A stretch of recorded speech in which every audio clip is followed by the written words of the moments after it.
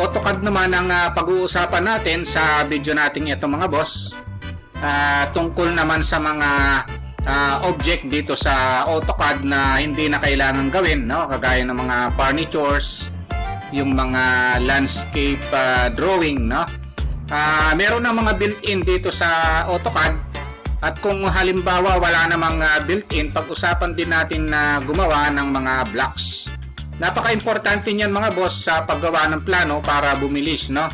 Yung paggawa natin ng plano, hindi na tayo magdo-drawing pa ng mga furnitures, no? At iba pang mga parts ng plano. Kaya lang mga boss, kung bago pa lang kayo sa maliit pa lang nating channel, huwag niyo po muna sanang kalimutang pindutin yung subscribe. Pero isama nyo na rin po yung like at saka notification bell.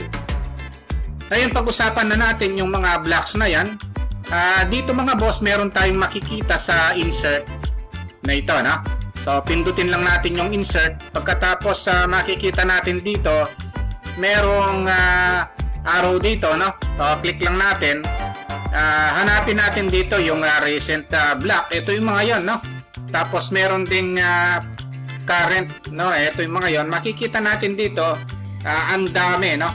Hindi na natin kailangang i-drawing yung mga ito, at pwede rin tayong magdagdag, no? Ng mga makikita natin dito. Halimbawa na lang natin yung kotse, no? Kung ayaw nating mag-drawing ng kotse, nakikita natin itong car na ito, i-drag lang natin. Lalabas na dito yan, no? Ito yan, no? Ayan yung car. Sipin natin kung gaano katagal, no? Kung gagawa pa tayo ng mga yan, no? So, ngayon kung napapansin nyo, pag sinelect ko siya, one entity siya, buo siya, para mahiwa-hiwalay siya, i-explode lang natin mga boss, no? O select lang natin, tapos type lang natin yung X, tapos para ma-explode siya, no? Ayun yan. Ngayon pwede nang hiwa-hiwalay ito, oh. Kung gusto nating palitan yung kulay niya, pwede na, no? Kasi pag hindi naka-explode, hindi natin mapapalitan ng kulay, no? So ito yung mga yon. So napaka-importante nito, no? Kung gagawa tayo ng plano, hanapin lang natin yung mga blocks na yan, no? Halimbawa, itong mga furniture, no? So meron dito, hanapin lang natin, tingin lang tayo rito, napakarami niyan, no? So pipili lang tayo, explore nyo lang, no? So, halimbawa, itong mga ito, i-drag nyo lang, click and drag, no? So ito yung mga yon, no? Tungkol ito sa electrical, no? Tsaka sa mga piping, no? So makikita nyo rito, ito tungkol sa mga piping, no? Makikita nyo ito.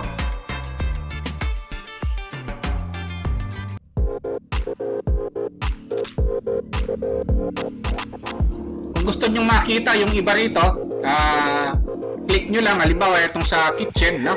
Idadrag lang natin, no? Lalabas na, oh. Ngayon kung sobrang laki niya, i-scale nyo na lang, no? So paliitan nyo na lang, i-move lang muna natin para lumayo, no? Tapos select lang natin, saka lang natin i-scale, no? Na-discuss ko naman yung scale, no?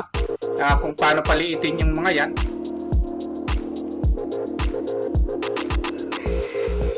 Ngayon kung gusto nyong tumingin pa sa iba rito, meron naman dito, o i-drag nyo na lang.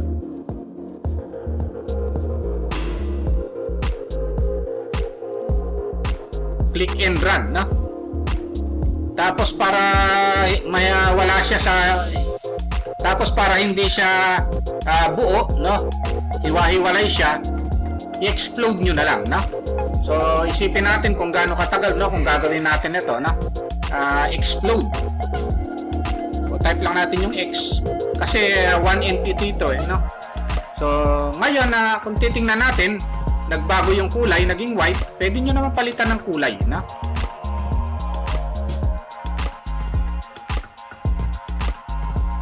Explode.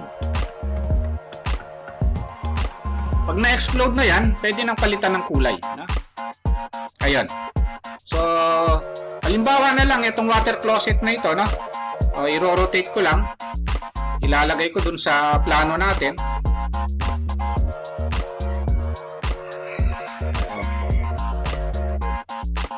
Kahit paano, medyo tatagal tayong gagawa nito, no? Kung mamanwalin pa natin, no? Makakagawa na tayo ng water closet, no? Ayun. So, napakaraming blocks available dito sa built-in na dito sa AutoCAD, no? Pero kung halimbawa hindi natin makita yung iba at gusto nating gumawa, pwede rin naman mga boss, no? Meron tayong paraan para makagawa tayo. Halimbawa, ito, no? Kasi white yung kung gusto nating i-edit, no, itong mga block na ito at gawin nating block uli, pwede naman, no? Halimbawa, itong car na ito, gusto nating i-modify tapos gawin nating block. Pwede rin naman, no? Change ko lang yung kulay muna.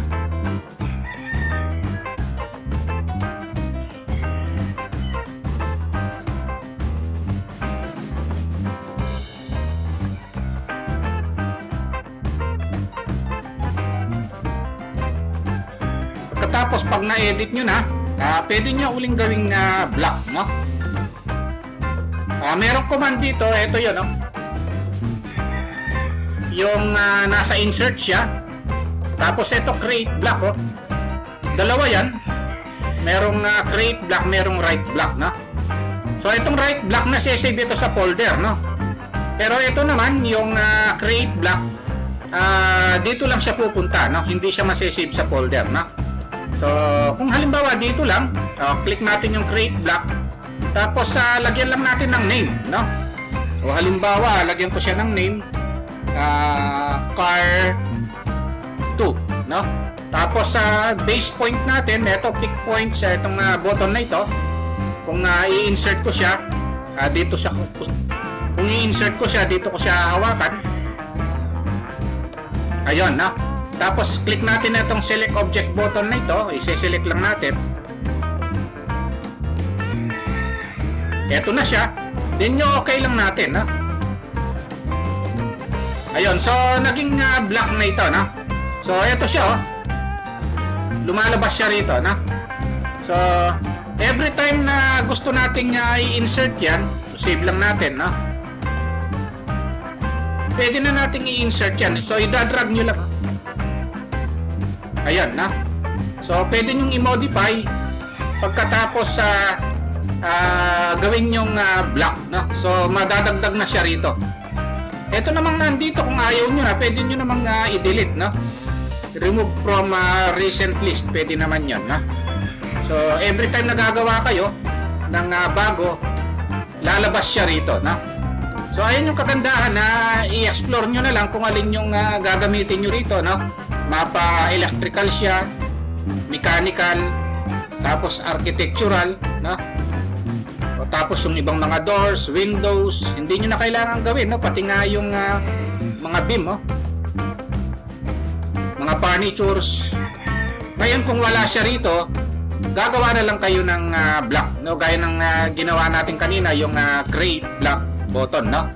Kung nandito naman, i-drag nyo na lang.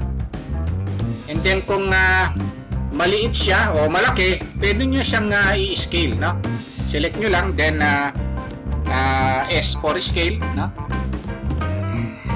O pwede nyo select nyo na lang, and then SC for scale, no? Ayan, no?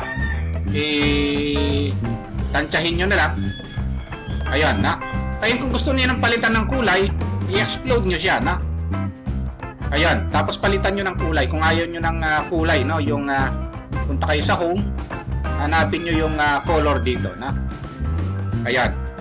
So, ganun lang. Kung gusto nyo magdagdag ng ibang mga part nito, pwede kayong magdagdag, no? Ng mga nakikita natin dito. And then, kung gusto nyo i-gawin black din, no? Itong ginawa nyong plans na ito, minodify nyo, i-block nyo ulit, no?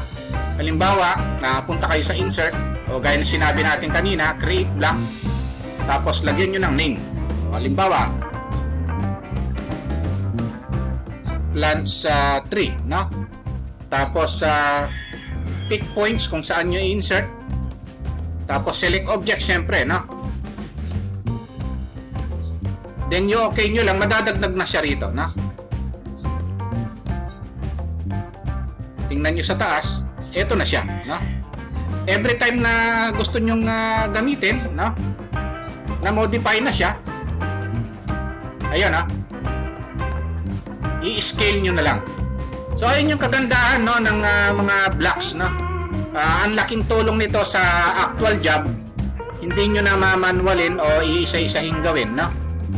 Pili na lang kayo rito at kung hindi nyo makita rito, gawa kayo ng block or create block kayo gaya ng diniscuss natin, no. Ngayon kung ayaw nyo sobrang dami, no, ng nakalagay dito, pwede nyo i-click yung mga dati nyong ginawa tapos i-remove nyo lang, no. Ayun, so nawala siya, no? Ayan yung topic natin ngayon dito sa AutoCAD, itong pag-create ng block at saka pag-insert ng block. Okay, ayun lang mga boss, no? Kung nagustuhan nyo itong video natin, huwag nyo po sanang kalimutang pindutin muna, no, yung subscribe dito sa maliit pa lang nating channel.